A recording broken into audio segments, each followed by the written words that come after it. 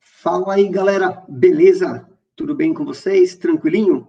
Bom, nesse momento aqui, estamos mais uma vez gravando vídeo aula aí, né? Nosso quinto vídeo aula, tá? Dando sequência, né, na nossa sequência de vídeos, né, que fala da questão da organização política, né, brasileira, que faz referência aí ao terceiro bimestre, tá? Do ensino médio, do terceiro ano, né?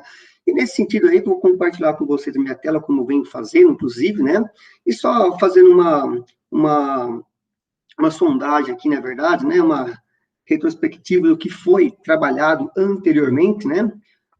Então, assim, nós estávamos trabalhando a questão dos tipos de república, né, pessoal? Tipos de repúblicas aqui. Então, ficou muito claro nas aulas anteriores aqui, né, que eu trabalhei com vocês, na última aula, no quarto vídeo aula, tá?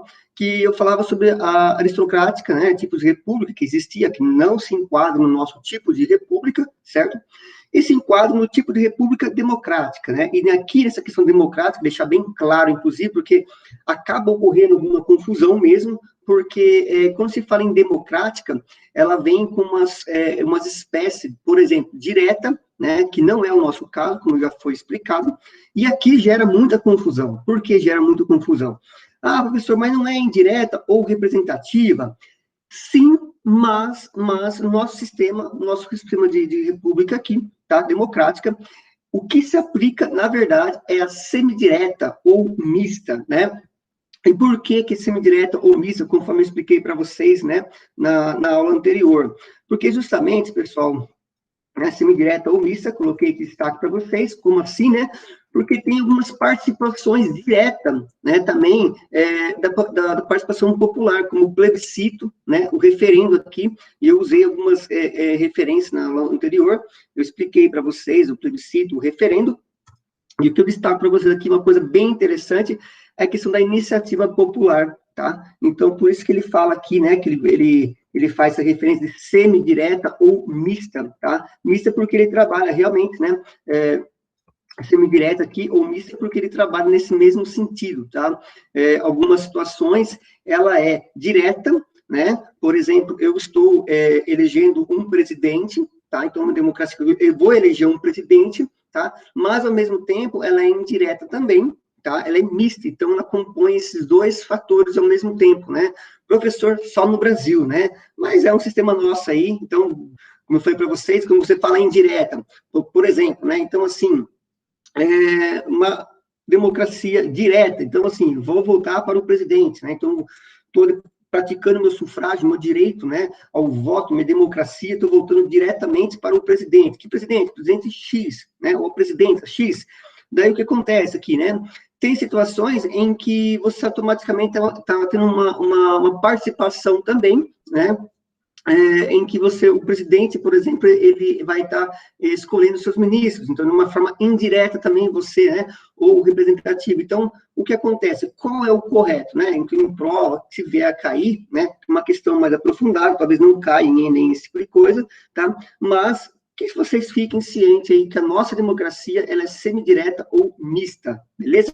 E vamos dar sequência para um outro ponto aí, fundamental, que é a nossa quinta vídeo aula nosso aí, tá bom, pessoal? Espero que vocês gostem aí da nossa quinta vídeo aula. Eu acho bem interessante, bem bacana mesmo, tá? Vamos lá, então, pessoal. O que ele fala aqui nessa quinta, né, videoaula? Ele fala do presidencialismo versus parlamentarismo. Galera, é importantíssimo, né, a compreensão, né, compreender a distinção que existe entre esses dois caras aí, que eu acho que é essencial a melhor interpretação e entendimento deles, tá? Vamos lá, então, dar início aqui, galera. É difícil, professor? Não é difícil, fica sossegado aí, tá? Vocês dá a curtida aí, se vocês curtiram ou não o vídeo, tá? Mas vamos lá, galera. Olha só, a terceira etapa aqui, né, que eu coloquei parlamentarismo, né, versus presidencialismo. Vamos entender um pouquinho mais isso aí, ó. Como vimos, as monarquias e as repúblicas podem ser de vários tipos. Beleza, né? Eu fiz uma pincelada de algumas monarquias aí, né? Monarquia, por exemplo, constitucional, monarquia parlamentarismo, né? Então, e existe, inclusive, algumas dessas que eu vou destacar para vocês aqui, ó. Então, como vimos, né, as monarquias e as repúblicas podem ser de vários tipos, tá? Em alguns países, como o Reino Unido, o poder é dividido entre o chefe de Estado. Professor, mas o que é isso? Vou explicar para você. Ó, então, ele é dividido aqui no Reino Unido como chefe de Estado, representado por um rei ou uma rainha, né? E o chefe de governo, representado pelo primeiro-ministro. Lembra aquele primeiro-ministro, cabelão tudo meio bagunçado, né? Também, ele pegou Covid, inclusive, né? Então, veja só, o primeiro-ministro, que está... Por que eu coloquei primeiro-ministro? Porque sempre troca, tá, pessoal? Isso aí não é uma coisa vitalícia, não é igual o rei e a rainha, não, tá? Ele troca, tá? Ele tem um voto de desconfiança, que depois eu vou explicar para vocês.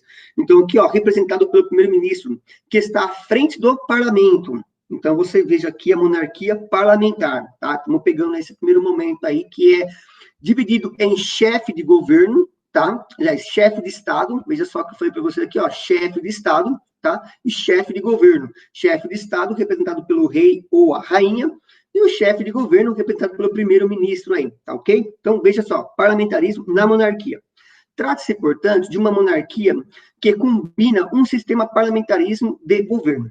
Em outros países, como o Brasil, embora existam ministros, o chefe de governo é o presidente da República, né? Nosso atual presidente da República. Então, você vê como muda a situação, tá? Nesse caso, trata-se de uma república com um sistema presidencialista de governo, tá? Então, veja só, presidencialista vem de presidente, né, professor? Exatamente. Presidente, ele é chefe de governo e chefe de Estado ao mesmo tempo. Nossa, professor, dois poderes numa pessoa só. Exatamente. Essa é a grande distinção aí, tá? Nessa etapa, estudaremos esses dois importantes sistemas de governo, parlamentarismo e o presidencialismo. Mas, professor, não tem como explicar melhor, porque eu fiquei meio confuso. Muita calma nessa hora, porque eu vou trabalhar individualmente cada um deles aí, beleza? Vamos lá, então. Parlamentarismo, galera. O parlamentarismo teve origem na Inglaterra, quando o rei Eduardo I oficializou as reuniões de cidadãos comuns e burgueses, criando o parlamento em 1295. Desde esse momento, a instituição levou vários séculos para conseguir impor suas decisões ao monarca. Então, o que acontece? Houve um processo aí de esfacelamento, né? O que é o esfacelamento? Começou a destruir aos poucos o poder do rei. Então, como foi implementando esse parlamentarismo, por isso que ele fala, desde esse momento, a instituição levou vários séculos para conseguir impor suas decisões ao monarca, que tinha o poder concentrado unicamente nele. Professor, então o parlamento, ele vinha a função de descentralizar o poder na mão de um único rei? Exatamente, tá? Exatamente, esse é o objetivo. Tendo-se dividido em duas casas. A Câmara dos Lordes, reservados aos nobres, tá? Então, dentro do parlamento, tá? Dentro do parlamento. Então, vamos lá. Então, aqui nesse parlamentarismo, o rei tinha o poder total. O que ele fez? Ele descentralizou os seus poderes, delegou poderes, tá? Para outros órgãos. Então, qual que é o órgão aqui? Parlamentarismo. Dentro do parlamentarismo, foi dividido em duas casas, como ele fala aqui, né? Em duas casas. A Câmara dos Lordes, reservado aos nobres, certo? E a Câmara dos Comuns, reservados àqueles sem título de nobreza. Mas foi somente no século XVIII que se destacou a figura do primeiro-ministro. Então, o que acontece no Reino Unido, por exemplo, tá? Do primeiro-ministro, foi apenas no século XVIII, que se estendeu até hoje, né? Professor, mas isso aí vai mudar um dia? Talvez, assim como existia a monarquia e hoje tem a república, como tem a república e pode mudar no outro sistema, pode mudar, tá? Mas é uma cultura deles no Reino Unido. Mas foi só no século XVIII que se destacou a figura do primeiro-ministro, responsável por comandar o gabinete, os membros responsáveis por executar as ordens do rei, tá? Que passou a expor e defender suas decisões perante o parlamento. No século XIX, o sistema foi aperfeiçoado, né? Você vê como já foi mudado aqui, né? E o primeiro-ministro passou a ser escolhido entre os representantes da maioria do parlamento, condicionando-se sua permanência no cargo à manutenção dessa maioria. Então, o que acontece? Para que vocês entendam um pouquinho. Existe o parlamento é composto por diversos partidos, tá? Diversos partidos. Só que quando tem um partido maior número de cadeiras, tá? Pode gerar um voto de desconfiança e aí tem uma nova eleição para um primeiro-ministro. Professor, mas isso aqui ocorre todo ano? Não, não é tão fácil assim, tá, pessoal? Tem que ter fundamentos também para retirar o primeiro-ministro, que é o voto de desconfiança, tá? Mas eu vou explicar para vocês mais para frente aí como que funciona isso aí, tá? Mas, voltando aqui, mas é importante a compreensão aí, então, que diante esse aperfeiçoamento, né, o primeiro-ministro passou a ser escolhido entre os representantes.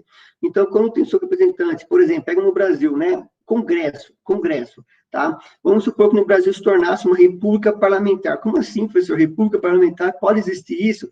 Pode, eu vou explicar para vocês, tá? Nossa, então pode na monarquia também ter o presidencialismo? Não. Aí uma outra situação, eu vou explicar para vocês. Mas vamos lá. Dentro da nossa república, república presidencialista, não é isso? Então, o que acontece? Pode mudar para parlamentarismo? Pode mudar, tá?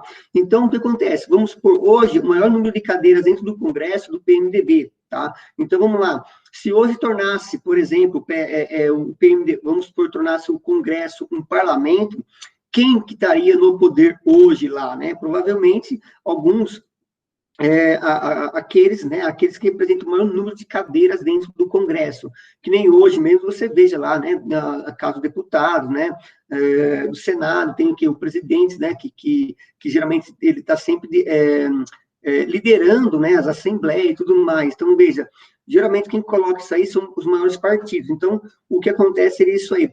Inclusive, surgiu um comentário, né, uns anos anteriores aí, em que o PSDB, inclusive, tinha muito poder, e eu lembro que o Aécio Neves também apoiou isso aí, se não me falha a memória, de tornar presidencialismo para parlamentarismo. Por que seria interessante isso aí? Porque o governo, no caso, as decisões do governo seria tomado pela aquela grande massa ali presente, PMDB, PSDB, então eles teriam uma grande influência no governo, nas decisões do governo, política. Então, você veja. E o presidente, aí, eu vou explicar para vocês a função dele dentro do parlamentarismo, você vai ver que é uma situação bem figurativa aí, tá? Então, nesse sistema do nosso país, se fosse implementado o parlamentarismo, seria vantagem, com certeza, né, para as grandes massas. Essa é a minha visão crítica, inclusive, que eu vejo como ponto negativo, porque daí a grande elite, a grande massa de cadeiras ali, de partidos, iria ditar as regras, né?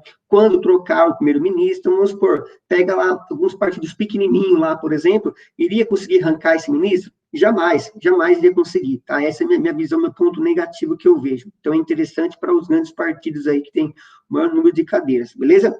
Continuando, então, aqui, ó, o parlamento é um sistema de governo que pode existir tanto na monarquia como nas repúblicas, beleza? Então, estou destacando para vocês isso aí, ó. O parlamentarismo, tá? Ele é diferentemente do presidencialismo. O parlamento pode existir tanto na monarquia, exemplo, Reino Unido, tá? Quanto na república também, tá? Então, tanto na monarquia, que é uma forma de governo, né? E a república, ele pode existir nesses dois momentos. Diferentemente do presidencialismo. O presidencialismo não cabe dentro da monarquia, tá? Não cabe. Só cabe dentro da república mesmo, beleza? Espero que tenha tido uma compreensão aí, qualquer coisa, deixa o like aí, né? E comenta, inclusive, aí no chat se vocês gostaram ou não gostou, se você entendeu ou não, tirou dúvida, beleza? Vamos lá, então. Exemplos de monarquia, parlamentarismo, o Reino Unido. Então, eu trouxe para vocês algumas aqui, tá? A Espanha e a Holanda. Exemplo de república parlamentarista, a Itália, a França e Portugal, tá? Então, você veja aqui, ó, que bem interessante. Olha aqui por que é interessante. Eu trouxe para você, professor, mas está falando de parlamentarismo. Calma. Por que calma? Tem uma grande distinção. Aqui, quando eu falo em Reino Unido, eu falo de monarquia parlamentarista. Quando eu falo em Espanha e Holanda, é monarquia, parlamentarismo.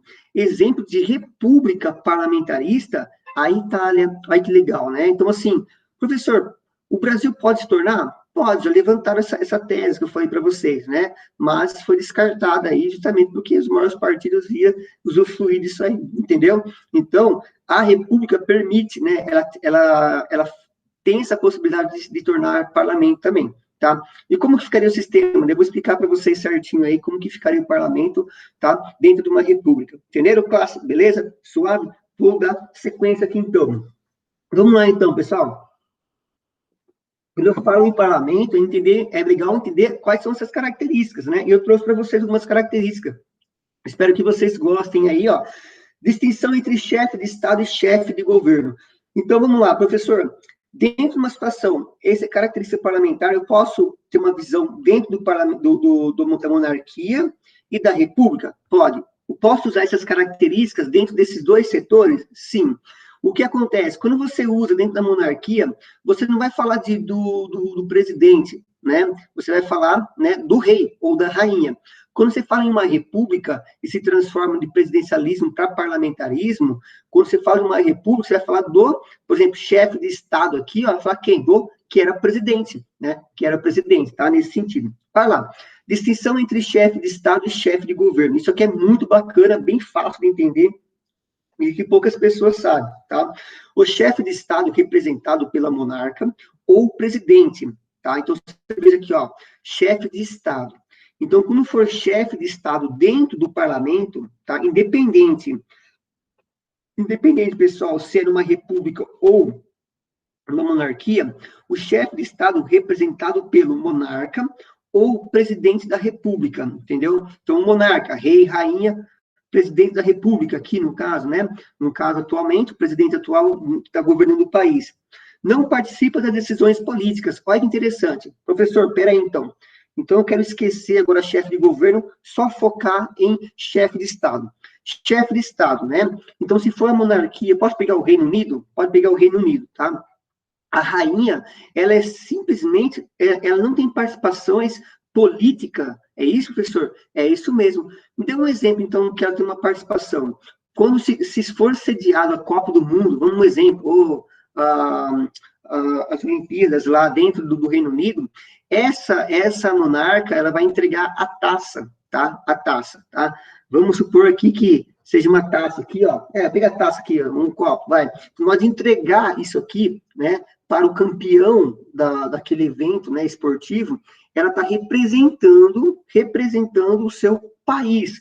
Veja, ela está tomando uma decisão política? Não, né? Então, mesma coisa. Quando teve aqui a Copa do Mundo aqui, e no Brasil, a última, né? Não sei se vocês lembram lá, se vocês não lembram, eu vou lembrar vocês aí, né? Mais 7-1. Vamos lá. O que acontece, galera? Nessa questão aí, a presidenta, que era Dilma, inclusive, ela entregou a taça, certo, para o campeão. Por que ela entregou? Mas não é um sistema presidencialismo, professor? Sim, mas nesse momento, a Dilma, ela está numa república, né, presidencialista, então, naquele momento. E o que acontece? Ela é chefe de governo e chefe de Estado ao mesmo tempo. Então, aquele ato de entregar a taça, ela está exercendo o chefe de Estado, representando o Estado, tá? A nação, o país, tá? Professor, eu posso falar, então, que o chefe de Estado, ele é uma figura, só uma figura representativa do Estado, do país? Você não está errado, não, cara, é isso mesmo, está certíssima, tá? Certíssima mesmo, porque realmente, quando se fala em parlamento, o chefe de Estado, ele é uma figura representativa do país. Então, aconteceu vai ter um desastre ambiental no país, aí teve um tsunami, teve um furacão, e o país vai escrever uma carta. Quem que escreve a carta? Chefe de Estado. Quem que vai viajar lá para representar? O chefe de Estado. Lógico que vai ter sempre um representante, né, do parlamento aí, tá? Então, esse seria o chefe de Estado dentro do parlamentarismo, beleza? A ele cabe a função representar o Estado e atuar nos momentos de crise, indicando um novo primeiro-ministro para aprovação do parlamento. Então, veja, ele indica, não significa que ele tenha a decisão final, tá? Então, nessa situação aqui, ó, então ele tem essa função de representar, tá? O que ele fala aqui, ó, representar o Estado, e em momentos de crise, ele indica o primeiro-ministro. Não significa que esse primeiro-ministro vai ser o primeiro-ministro. Ele só indica para ter as eleições lá, tá? Quem decide? Quem tem maior número de cadeiras lá, a grande massa. O chefe de governo, opa, aí já muda, tá? Estamos falando agora de chefe de Estado. Agora, uma outra situação, chefe de governo. Qual que é a função? É totalmente diferente. Olha o que ele fala aqui, ó. O chefe de governo que exerce o poder executivo e é a figura política. Então, decisões, vamos aumentar a taxa de impostos, vamos diminuir, vamos criar leis, vamos mudar a estratégia, o cenário econômico do país. Aí cabe ao chefe de governo, Entendeu? Quem que é o chefe de governo dentro do parlamentarismo? Olha só, que exerce o poder executivo e é a figura política mais importante no parlamentarismo. É indicado pelo chefe de Estado e precisa ser aprovado. Então, veja o que eu falei para vocês, né? O chefe de Estado, o rei, né? Ele vai indicar, o rei ou a rainha, né? Ou se não, o presidente da República, ele vai indicar o primeiro-ministro. Olha o que ele fala aqui, ó. Presta atenção aqui, ó. Ó, o chefe de governo, que exerce o poder executivo, é a figura política mais importante no parlamentarismo, certo? É indicado pelo chefe de Estado, ele é indicado, e vai ser preciso ser aprovado pelo parlamento. E o parlamento é composto por quê? Pelas as pessoas ali, né, os partidos políticos. E quem que vai ser geralmente aprovado aqui? Quem que vai escolher o representante? Quem tiver maior número de cadeiras, isso é fato, né? Que vai ter o que? A aprovação pelo parlamento para se tornar o primeiro-ministro, tá? Nesse sentido. Então, você veja, o chefe de governo, ele tem uma função muito mais importante.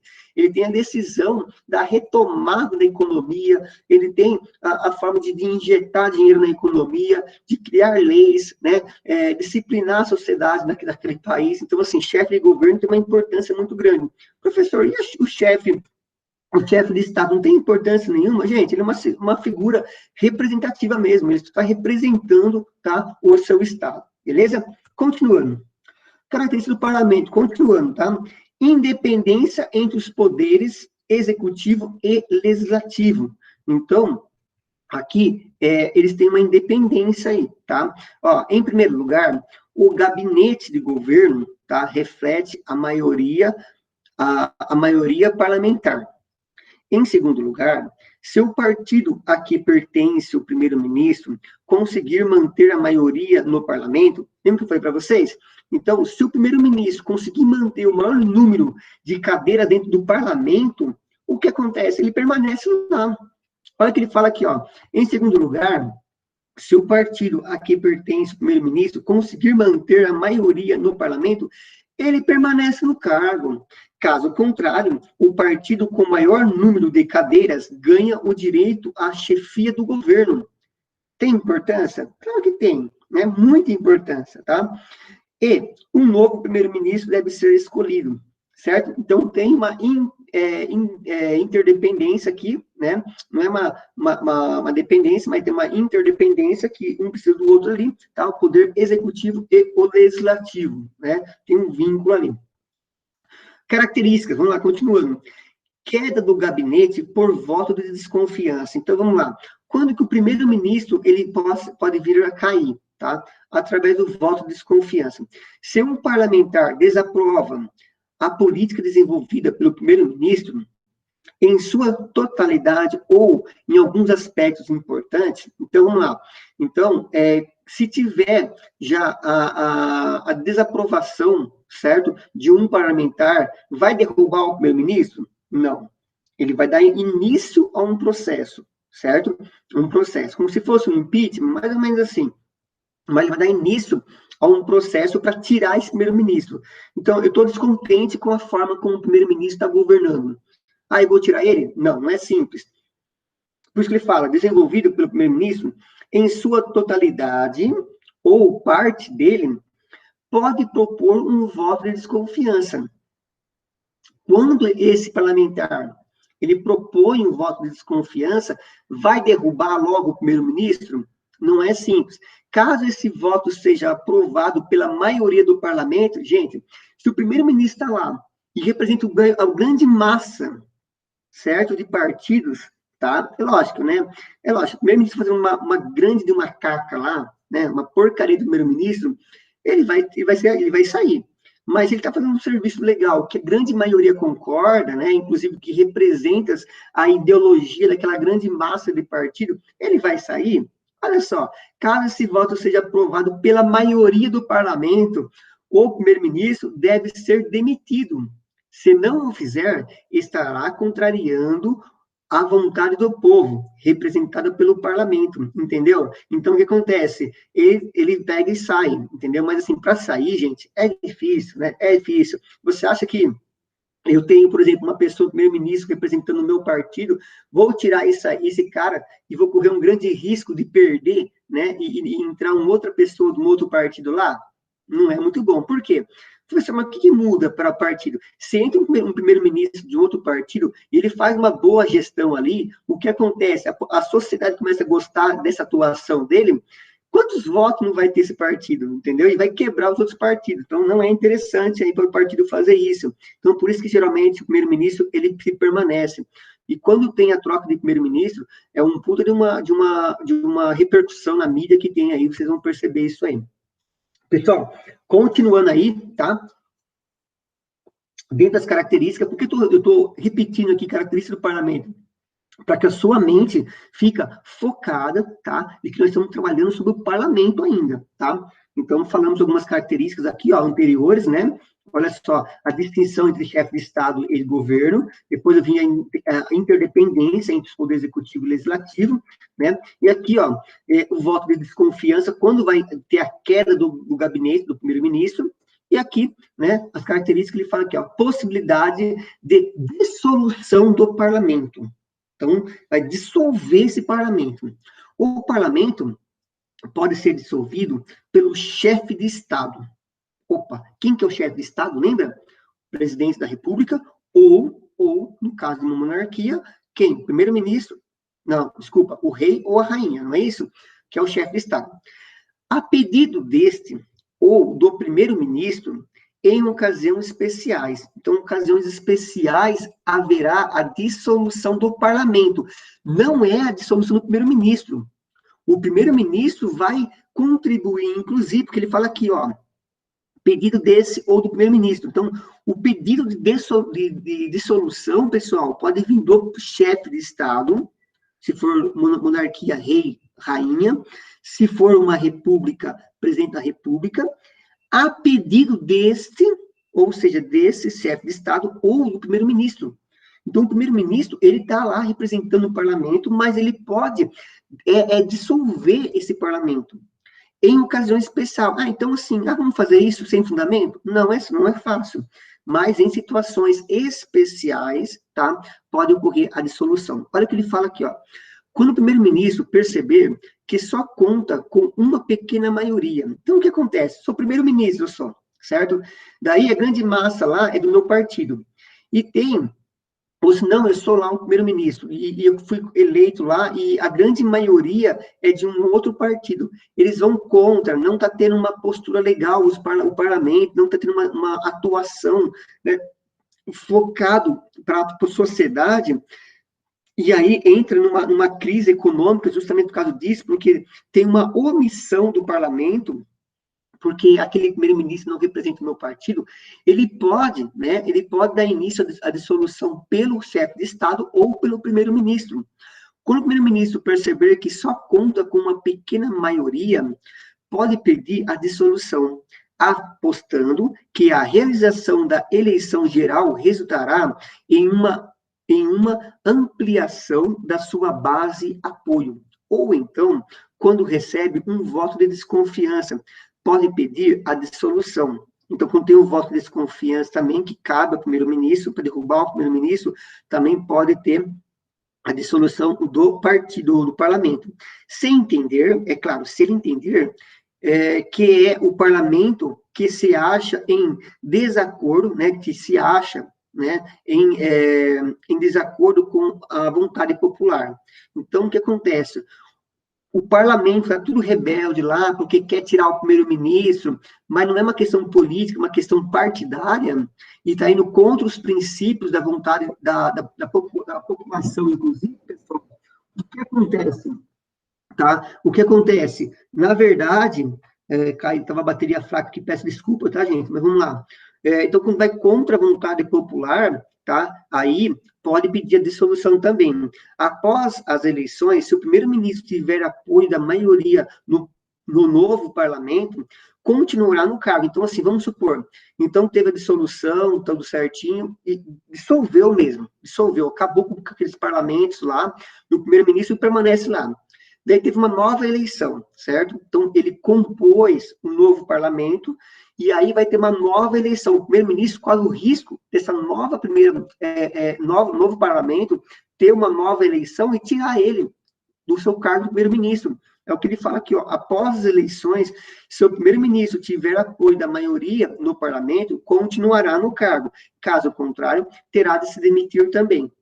Então, a dissolução não é uma coisa simples. Primeiro, porque não é uma coisa simples. Tem que ser em ocasiões especiais, ocasiões onde o parlamento está se omitindo a gerenciar o país, tá? Porque é uma função muito importante do parlamento. Então, só em situações especiais. E, geralmente, essa decisão de dissolução vem aqui do chefe de Estado, rainha ou rainha, o rei ou a rainha, república, o presidente da república, tá?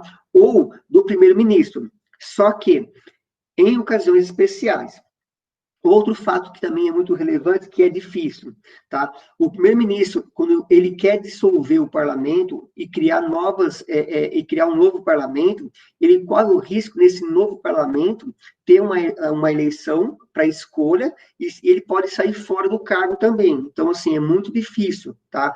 Pode acontecer, mas é muito difícil. Ou, como pode ter uma nova eleição, ele permanecer lá também, tá? Se tiver uma boa... É assim, pessoal, é difícil, mas se o cara estiver fazendo um bom papel, primeiro-ministro, representando, de fato, o seu país, né, a vontade popular, ele permanece, tá? Com certeza.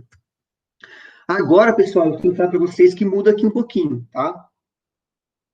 Eu passei por cima um pouquinho do parlamento, eu acho que espero que vocês tenham entendido, tá? Tem muito mais coisas, claro, tem, né, o regime interno do parlamento, mas o sistema presidencialismo. Vamos entender um pouquinho mais agora o presidencialismo. Esquece o parlamento e presidencialismo. Esquece, modo de dizer, né? Focar no presidencialismo.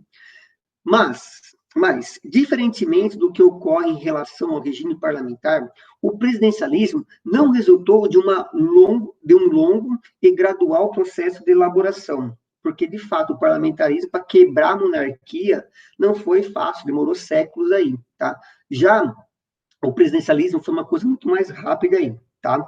Resultou de um longo e gradual processo de elaboração. Desculpa. Pode-se afirmar com toda segurança que o presidencialismo foi uma criação americana do século, né, XVIII, tendo o resultado da aplicação das ideias democráticas. Então, o presidencialismo, né, voltado à democracia, concentrada na liberdade, na igualdade dos indivíduos e na soberania popular, conjugadas com o espírito pragmático dos criadores do Estado norte-americano. Então, ele dá um pouquinho dizendo aí como é que foi, né, com a intenção, qual foi o século, né, que criou, né, o presidencialismo, e qual que é o objetivo? O objetivo, né, é uma ideia democrática, então o presidencialismo está dentro de uma democracia mesmo, tá? E por isso que eu falo para você que o presidencialismo não cabe na monarquia, porque na monarquia, concorda comigo, tem a questão democrática, né? Então, assim, monarca é monarca, ele está voltado, está se declinado a ouvir a sociedade ou as suas próprias ideologias, não é isso? Então, não cabe muito bem o presidencialismo, não cabe mesmo, né, o presidencialismo, porque o presidencialismo, ele se declina à democracia, a ideia de democracia, ouvir a sociedade, né? E aí tem, né, um cargo de responsabilidade, inclusive, diferente da monarquia. Olha o que ele fala aqui, ó, concentrado, outro ponto importante, na liberdade, na igualdade. Então, veja, essa igualdade, é lógico, na teoria uma coisa, prática é outra, mas, teoricamente, seria o que acontece, essa igualdade entre presidente e o indivíduo, a mesma coisa, temos o mesmo direito. Quer ver um exemplo? O voto. O peso do voto do presidente, o peso do voto do miserável, é a mesma coisa, porque ambos são cidadãos. Deixou de existir uma condição para ser cidadão, né? Como na Grécia Antiga, na Roma Antiga, né? Na Grécia, o que acontece? Para ser cidadão era uma condição. Hoje, não mais. Hoje é um direito, né? Um direito que esse indivíduo tem. Então, tanto o presidente quanto o miserável, o voto tem o mesmo peso. Por isso que ele destaca essa questão do princípio da igualdade aqui. Tá? Então, você vê que o presidencialismo ele está muito voltado a essa questão da igualdade da democracia. Tá? Por isso que ele não cabe na monarquia. Espero ter entendido aí. Olha lá, presidencialismo, olha lá. A péssima lembrança que tinham, né, que tinham da atuação do monarca enquanto estiveram submetidos à coroa inglesa, mas a influência dos atores que se opunha ao absolutismo. Por que absolutismo? Né? A monarquia ele tinha poder absoluto, né, nesse sentido. Então, mais a influência dos autores que opunha ao absolutismo, os monarcas, o rei, a rainha, especialmente de Montesquieu, tá? Então, você veja por que ele fala aqui, ó, especialmente de Montesquieu, olha que ele fala aqui, eu vou voltar aqui, ó, a péssima lembrança que tinha a atuação do monarca enquanto estiveram submetidos à coroa inglesa, mas a influência dos autores que a opunham, que eram contra, né, ao absolutismo, especialmente a Montesquieu, porque Montesquieu é o cara. Quando se fala em descentralizar o poder, tirar o poder da mão de uma única pessoa, eu estou falando de Montesquieu, que criou-se uma teoria que se aplica hoje, em pleno século XXI, tá? Estamos aqui em 2020, aplica esse sistema, tá? E eu acho, aparentemente, o melhor sistema até agora. O que seria ele? Ele falou o seguinte, monarca, acabou o seu poder, vou delegar esse poder, vou criar 3 poderes. Então, Montesquieu ele veio com a criação dos 3 poderes. Olha só, determinou a criação de um sistema que, consagrando a soberania à vontade popular. Imagine só, falar para você assim, ó, o poder que você tem, rei, vai acabar. Eu defendo a teoria que o poder seu vai ser dissolvido, né? Vai ser repartido para o quê? Para a população, vai ter que ouvir a vontade da população, né? Então, imagine só a porrada que estava levando naquela época, né? Adotava, ao mesmo tempo, um mecanismo de governo que impedia a concentração do poder. Eu falei para você, né? Então, ele tinha essa ideologia, né, Montesquieu, e graças a Deus, né, que ela foi para frente mesmo, né, atendendo à vontade da sociedade, né? Esse foi o objetivo, e de fato atendeu à vontade da sociedade mesmo, ao ponto que, até no século XXI, nós temos aí os 3 poderes. Vamos continuar, então. O que eu trago para vocês só uma imagem, não estou fazendo uma ilustração só do nosso atual governo, tá? Não estou em cima do muro, não estou fazendo nenhuma apoio a nenhum partido, tá? Mas o nosso atual sistema aqui, inclusive, deixa eu ver aqui, né? Não, aqui tem alguns ministros, aqui são os ministros, né? Do lado do presidente, uns que já foram trocados, inclusive, né? Mas também um dos que está permanente aqui, ó, né? O Paulo Guedes aqui, né? Da economia. Vamos lá, então. Pessoal, diferentemente do parlamentarismo, isso é importante destacar. O sistema de governo presidencialista é o próprio das repúblicas. Olha, interessante, pessoal, diferente do parlamentarismo, o sistema de governo presidencialista é próprio das repúblicas. Vocês entenderam? Que o sistema presidencialismo é próprio da república, não tem como colocar ele na monarquia. Em linhas gerais, o representante máximo do governo é o presidente da república, eleito pelo povo para mandatos regulares. Por que regulares? 4 anos, podendo ser reeleito por mais 4 anos. Ele acumula a função de chefe de Estado, olha que topzera, pessoal, top da galáxia aqui, ó. Chefe de Estado e chefe de governo. Então, ele tem a figura de representar, lembra que foi da Dilma, né, da presidenta? Representar, entregar a taça, e também poder criar medidas provisórias, né? Então tem uma atuação na economia, no governo, tem uma influência. Por que tem influência? Olha, o Congresso pode criar elaborar as leis, mas se o presidente não sancionar, né, não vai fazer valer. Então vai ter uma briga, e isso aí é muito ruim, porque existe uma briga de partidos muito grande, né? Por que isso é preocupante? Pode ter o melhor chefe de Estado e governo, o melhor presidente ou presidenta do mundo, que, se ele tiver uma ideologia que vá contra o Congresso, né, que é os deputados federais e o Senado, ele nunca vai conseguir aprovar nenhuma lei. E é o que acontece muito, daí que acontece, o Senado, o deputado vai engavetar o projeto. O que é isso? Colocar na gaveta, professor? Exatamente, coloca na gaveta, tá? Nesse sentido. Vamos lá, então, pessoal. Características. Agora vamos entrar para a característica do presidencialismo. Muito importante, ó, a dupla função. Olha, vem com uma coisa bem importante. O presidente da República representa o Estado, ao mesmo tempo que exerce a chefia do poder executivo. Você está entendendo? Né, que o poder executivo é o poder, o quê? Né? Poder do governo, tá? Então, é chefe de governo também, tá? Por isso que, inclusive, lá no parlamento, né, ele só é chefe de Estado, só representa, não tem uma questão política, que é o poder executivo. Além disso, a responsabilidade pela determinação das diretrizes do executivo é de exclusividade do presidente da República, tá? Então, as diretrizes, quanto vai gastar, né? Diretrizes orçamentárias, né? Então, tudo isso aí, inclusive, quando o presidente não atua de forma correta, ou seja, não respeita as diretrizes, ocorre até mesmo impeachment, como ocorreu com a Dilma, que houve as pedaladas fiscais, crime de responsabilidade, tá? Diante as contas públicas, né? Então, vamos supor, eu entrei no governo com 10 mil, saí do governo, né? Ou tinha que prestar conta para o Tribunal de Contas da União, apesar de chamar tribunal, não é o Poder Judiciário, tá? É o Poder Executivo, mas na hora de apresentar para o Tribunal de Contas, o que acontece? Faltou dinheiro, né? Então, o que acontece? Houve as pedaladas fiscais. Por quê? Tirou de uma da Caixa Econômica Federal para apresentar para o Tribunal de Contas, houve uma pedalada, descobrir um santo para cobrir o outro, entendeu? Nessa linguajar aí, não sei se vocês entenderam. Então, o que acontece? Houve as pedaladas fiscais. Estou dizendo isso com base em decisões judiciais. Não sou a favor de um partido ou de outro, tá? Eu tenho meu partido, mas sou imparcial aqui, tá? Então, o que acontece? Aí que eu falo que a diretriz executiva tem uma grande relevância, por isso fala dupla função. Olha a diferença, mandato eletivo, o presidente é escolhido pelo povo, se não se reporta ao poder legislativo, não se reporta ao poder legislativo, entendeu? Olha só, o que quer dizer com isso? Que ele não precisa de voto do parlamento, tá? Do Congresso, tá? Ele, automaticamente, ele é eleito pelo povo, tá? O presidente é escolhido pelo povo, e não se reporta ao poder legislativo. Isso demonstra a independência que tem cada poder, tá? Prazo do mandato determinado. Por que determinado? Tem um prazo, início e fim, tá?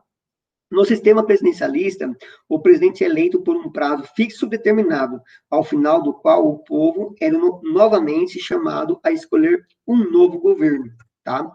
Professor, mas se 4 anos, pode ser novamente, não pode? 8 anos no máximo, tá? Poder de veto, olha só, o presidente possui como característica a separação dos poderes. Porém, para que não haja uma ditadura, o poder legislativo reduzindo o chefe executivo à condição de mero executor automático das leis. Lei é concedida a possibilidade de interferir no processo legislativo por meio do veto. Então, o presidente tem essa interferência. Quem elabora as leis? É o Congresso, deputados e o Senado. Porém, vai para o Poder Executivo para o presidente vetar, né, ou sancionar. Tá? Então, tem esse poder do presidente aqui. Assim, o projeto aprovado pelo Congresso deve ser remetido, né, disparado ao presidente da República para receber sua sanção, que é a aprovação, ou seja, uma manifestação de sua concordância com o projeto de lei lá do Congresso. Se o presidente vetar o projeto, o Congresso precisa apreciar o veto mediante uma votação especial. Então, se o presidente vetar, vai perder um projeto de lei? Não, ele volta para o Congresso, Senado, deputado, vai ter uma nova aprovação. Vamos tirar isso aqui, vamos acrescentar isso, vamos mudar o texto de lei. E depois é remetido novamente para o presidente para ver se tem aprovação ou não. Isso aí vai ficar nesse jogo aí, tá? Só falo que é preocupante porque se for algo que for contra a ideologia do presidente, esse projeto, por mais belo que seja, ele não vai votar. Né? Senão ele vai querer fazer uma alteração para dizer assim, teve meu dedo aqui, por isso que eu aprovei, por isso que é bom, porque eu melhorei isso, e vice-versa, tá? Essa questão política mesmo, isso é um ponto negativo aí. Indissolubilidade do Congresso, né, o parlamento aqui. Não é parlamentarismo, é o Congresso, tá, gente? No presidencialismo, por causa da separação dos poderes, o Congresso, poder legislativo, não pode ser dissolvido, tá, pelo poder executivo. Então, o poder executivo não pode falar assim, vamos ter um voto de desconfiança, vou quebrar o poder legislativo. Pode fazer isso? Não. Por quê? Eles são independentes, tá? Por convocação de eleições gerais, como no parlamento. Então, o poder executivo, presidente da República, não tem poder para ditar as regras dentro do poder legislativo. Por isso que fala que descentraliza. Isso é bom, eu acho bom, porque o que acontece? Se não tivesse a questão política, seria excelente. Mas aí evita, por exemplo, né, ditadura, evita, ou seja, cada um tem a sua independência aí, tá? São tudo independentes aí. Vamos lá. Acabando já, pessoal. Quais semelhanças você observa entre o sistema parlamentarismo e o governo, parlamentarismo de governo e o sistema presidencialista, né? E diferenças, né? Então, coloca aí no caderno de vocês quais são as semelhanças você observa entre o sistema parlamentarismo de governo e o sistema presidencialista. E as suas diferenças aqui, né? E diferenças, né? Mas as suas diferenças. Vantagem de um e de outro sistema de governo, tá?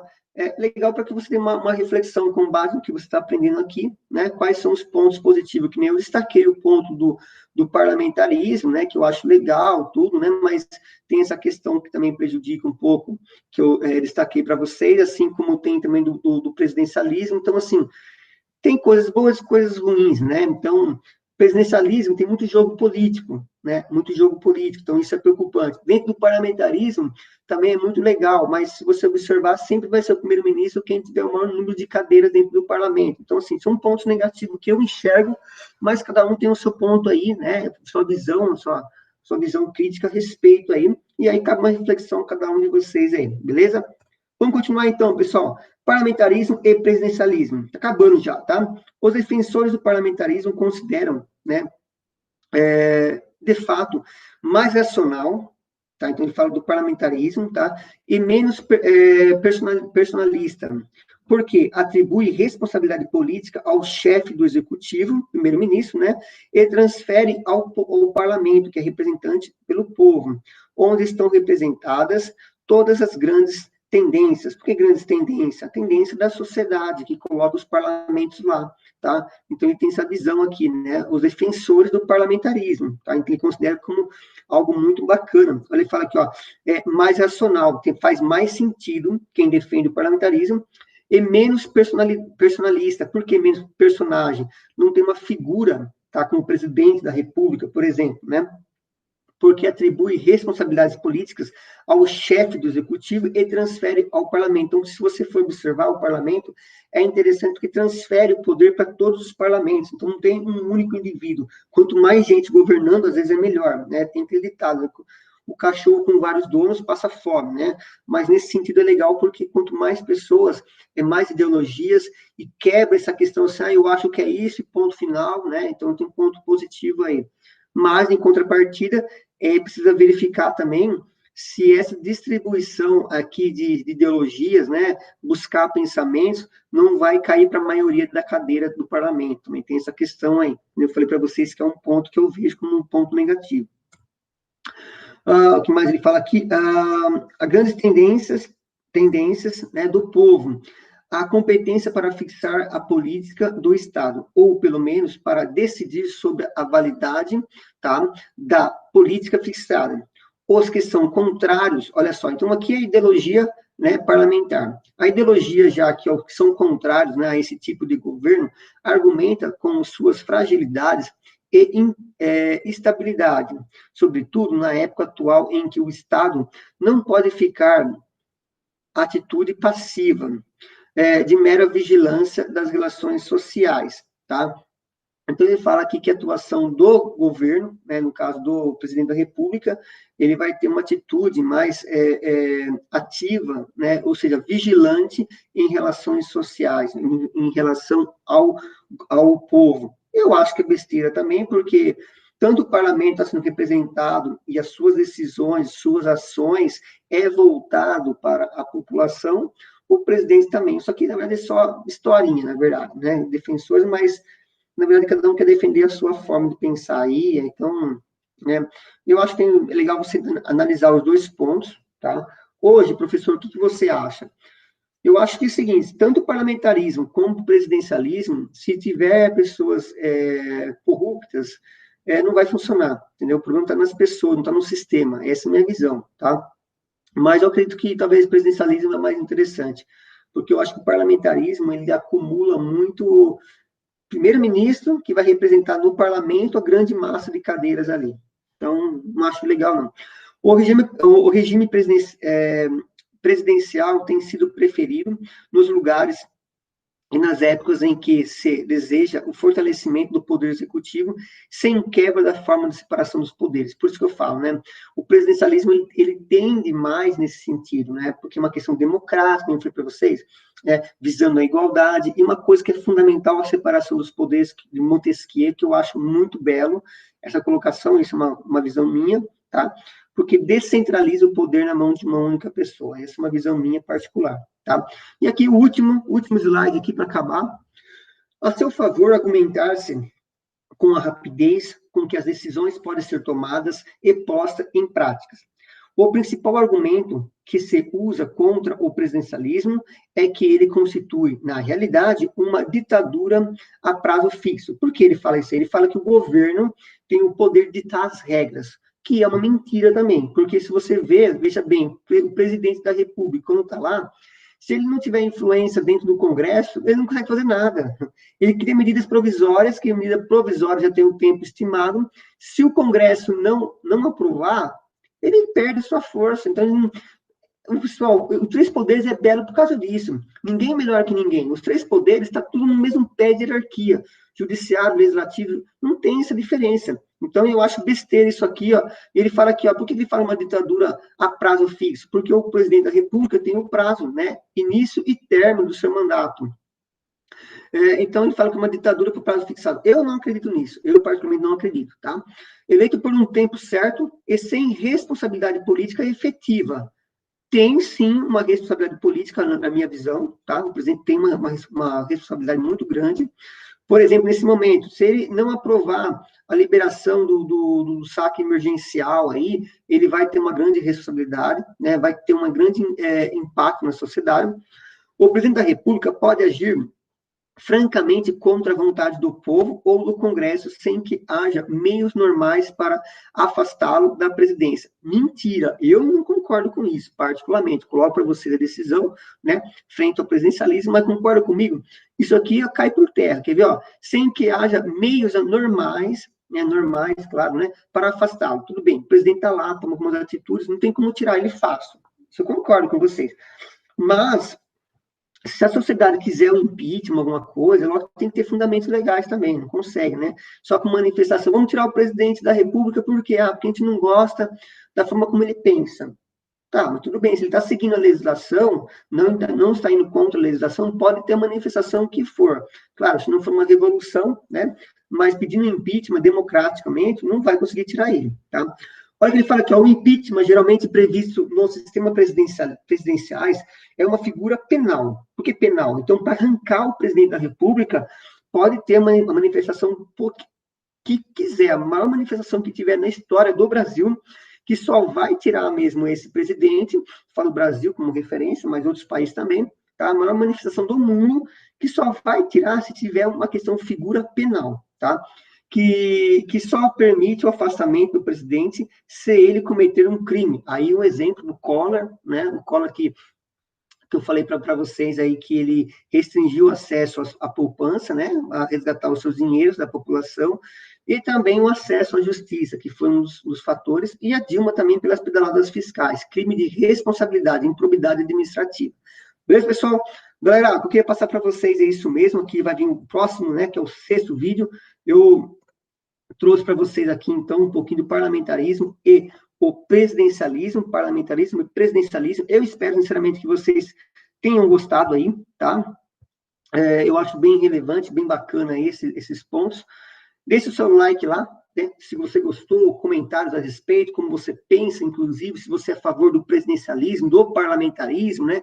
Fica ao seu critério aí. Mas eu acho que é um tema muito relevante, é importante a compreensão disso aí, mesmo porque muitas pessoas, né, não têm esse conhecimento, né? E muito menos ainda de que o parlamentarismo, né, que não é aplicado no nosso sistema atual, ele pode vir a surgir dentro de uma república, né? Então, deixa bem claro para vocês, o parlamentarismo, ele se aplica na monarquia e na república. O presidencialismo, ele é único da república, não se aplica em outras situações. Beleza, pessoal? Galera, então é isso aí. Fiquem com Deus aí, tá? Tudo de bom para vocês. Obrigado pela participação, por ter chegado até aqui, esse nosso 5º vídeo aula. Prometo gravar mais 2 vídeo aulas aí, falando um pouquinho mais do sistema presidencialismo aí, entrar mais no nosso sistema mesmo, tá? Que vai ser bem interessante. Obrigado pela presença aí, forte abraço. Dá o joinha aí, né? Se você gostou, não gostou, coloque seu comentário. Eu sou mais parlamentarismo, sou mais presidencialismo aí, para contribuir no nosso vídeo cada vez mais, beleza? Forte abraço, pessoal. Obrigado pela atenção de todos. Fiquem com Deus. Até!